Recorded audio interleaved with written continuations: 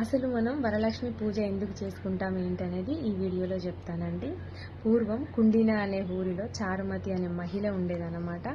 తను నిత్యం భక్తి శ్రద్ధలతోని లక్ష్మీ అమ్మవారిని పూజించేది. అలా పూజిస్తుంటే ఒకరోజు రాత్రి సమయంలో లక్ష్మీ అమ్మవారు ఆ చారుమతి కల్లోకి వచ్చి నన్ను లక్ష్మిలా కాకుండా వరలక్ష్మిలా పూజించమని చెప్తుంది. అదేలా అంటే ఒక శ్రావణ శుక్రవారం రోజున ఊర్లో ఉన్న ముత్తైదులను పిలిచి పూజ చేసుకోమని చెప్తుందన్నమాట చారుమతి కల్లోకి వచ్చి.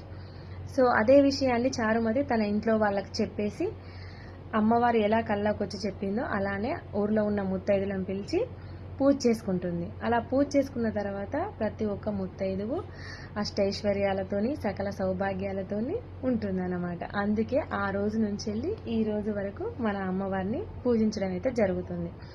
సో ఇదేనండి, అందుకే లక్ష్మీ అమ్మవారే మన వరలక్ష్మి అన్నమాట. ఓకేనా ఫ్రెండ్స్, బై బై.